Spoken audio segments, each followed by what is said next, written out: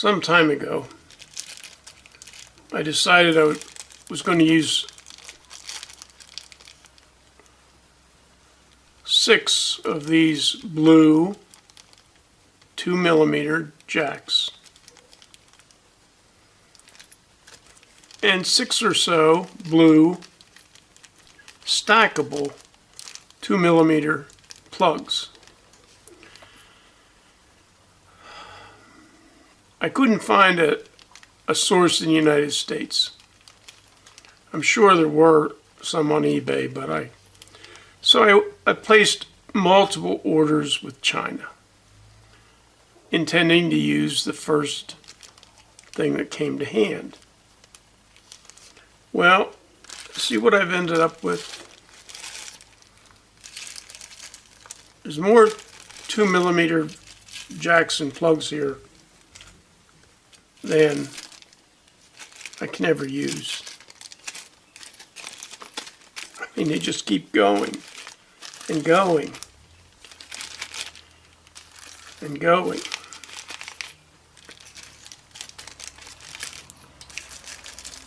Every bag contains probably 10, sometimes 20.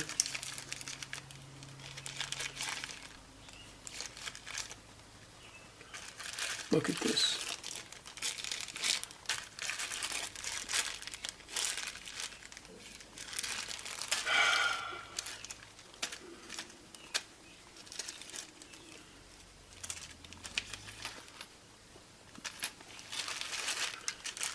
That's what you can do when you're sort of impatient drinking beer and have a PayPal account on eBay. All well and good. It was a moment of foolishness or 2 weeks of foolishness. In addition, I started buying 22 gauge wire. I originally just needed blue wire, but I thought, well, I've got so many of these other colors that I might as well just buy some more 22 gauge silicone insulated wire. So there's green,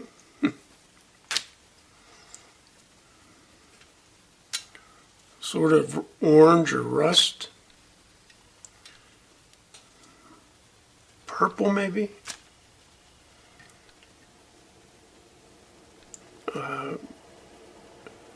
This was from a United States seller, and it had blue wire in it, which is what I wanted. And I figure I can always use black and red wire, right? Test leads. And I just kept on doing it. I have some of these. I have a hell of a lot of these. The difference is this is just a wire comes in and it's a banana plug. This one is actually a banana jack, and it's once the wire goes in the offset here. This clamp folds over, and then it's a stackable device.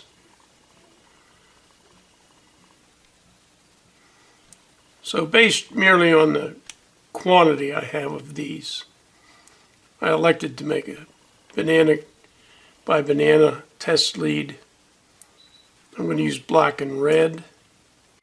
The easiest way I've found is to tin the outside of the barrel. Not completely, just an area of it. Then tin, or also tin the stranded wire.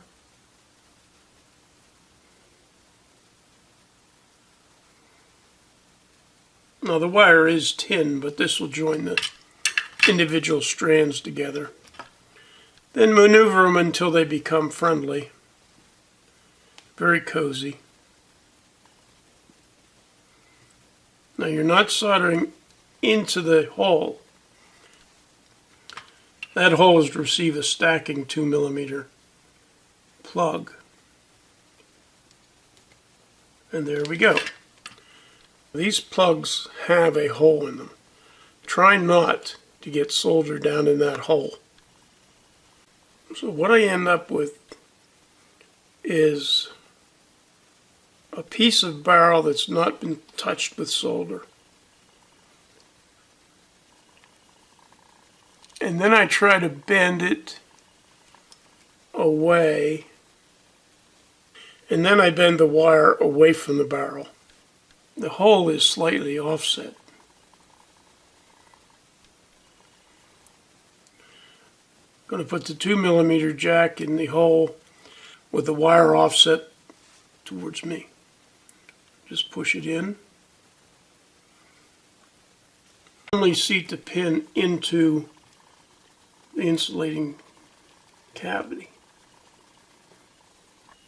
Now the reason I left so much silicone overlap the body of the pin is because I didn't want it to be exposed above the plastic insulator.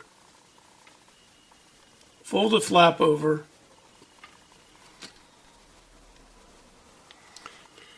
Make sure you push it down sort of inside.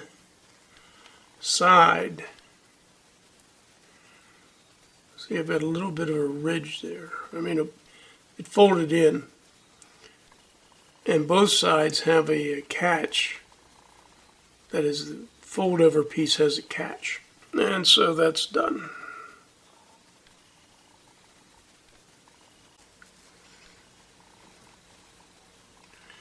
These are a variation of a pearl catch.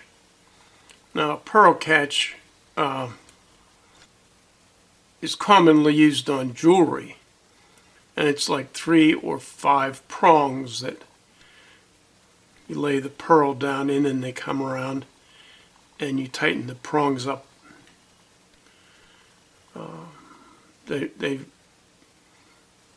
They're usually gold or white gold, and they hold the gemstone in a ring, for example. By definition, you need at least 3 prongs on a pearl catch, and sometimes you have 5. And they sell pearl catches. I carry one in my toolbox for reaching down in someplace and grabbing it, you know.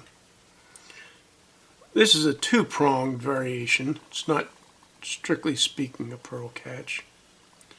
I believe they sell them as grabbers on eBay. And they were never particularly good for me because of the stiff, heavy wire leads. They're designed to be used with these little 1/10 plugs that go in here.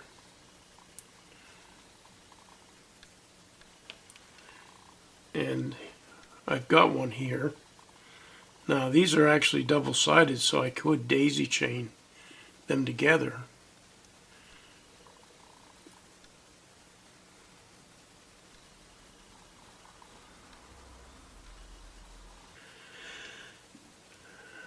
They're installed on the end of a wire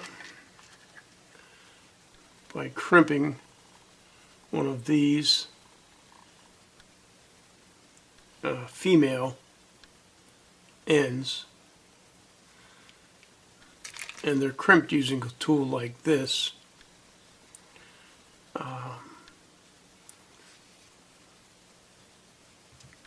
This is it's a 4-piece die set. 3 different positions.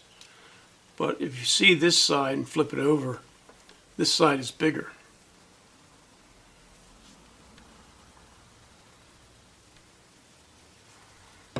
And so the crimp itself is intended for these 2 prongs, the rear ones here, the ones on the end, to crimp around the insulation on the wire. And these 2 in the center, the little flags they're to crimp on the conductor itself. So when the finished crimp is made, it's sort of round, And this diameter at this end is bigger than the diameter of this, because this goes around the insulation, this merely goes around the conductor. Number 22 wire is about as big as you can use, because when this thing is crimped to the wire, it's inserted in here and goes up to there, about that far, and you see how much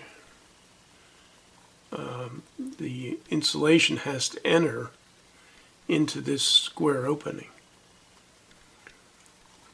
And 22 gauge silicone wire just fills that opening. I need to push it in with a little screwdriver or a tool.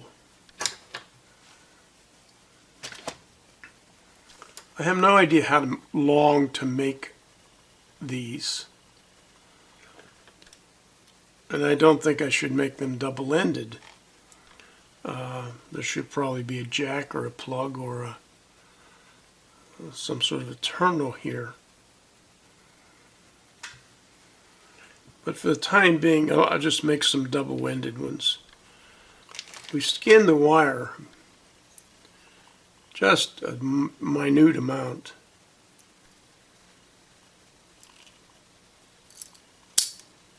At this point,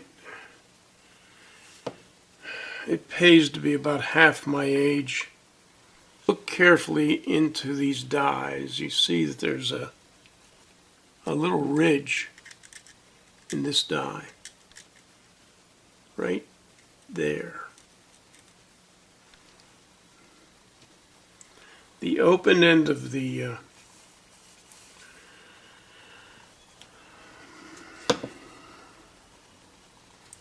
terminal is inserted in here like that. You can see already my fingers are too big.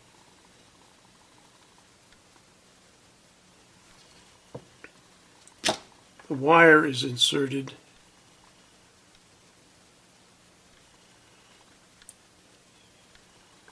here.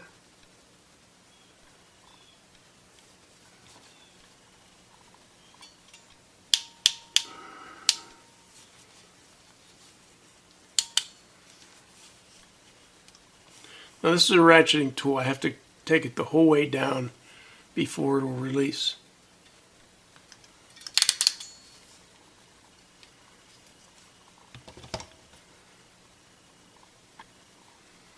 And you see how these two little claws have turned over like they've been in. That's why the ridge is in the center of that die. And the same thing where the wire is gripped, it's turned inward.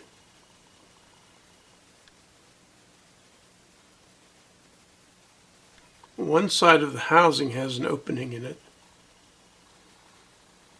and a little plastic tab right there that sort of springs in a little bit, or out depending on your point of view. That tab actually catches right here. So with this facing up, tab facing up, I insert it. Now I have to push it in until it bottoms out on this end. I have a little teeny tiny flat screwdriver, and I will just push on it.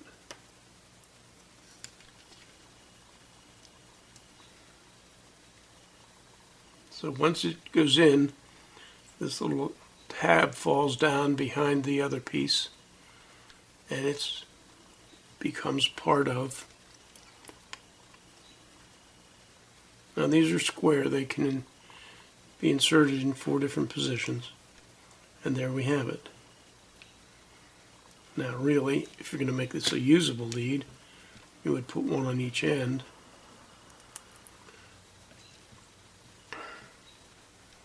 And have a double-ended pearl catch.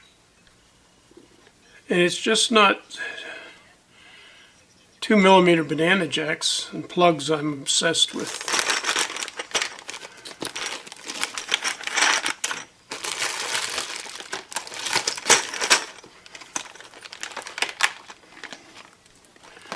And this is the only ones that I could get to. Yeah, there's probably, right, 3 times, 2 more totes.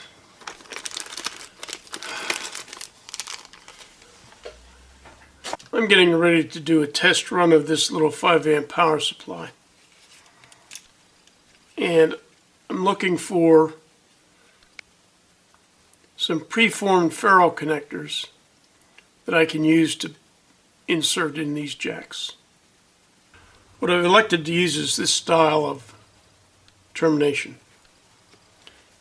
Now it fits snugly, but of course once I crimp it, it'll get smaller. The crimp tool I use is this. It actually came with the set. I ended up missing the segment where I crimped them. That's what they look like uncrimped, and here's the 2 crimped ends, red and black.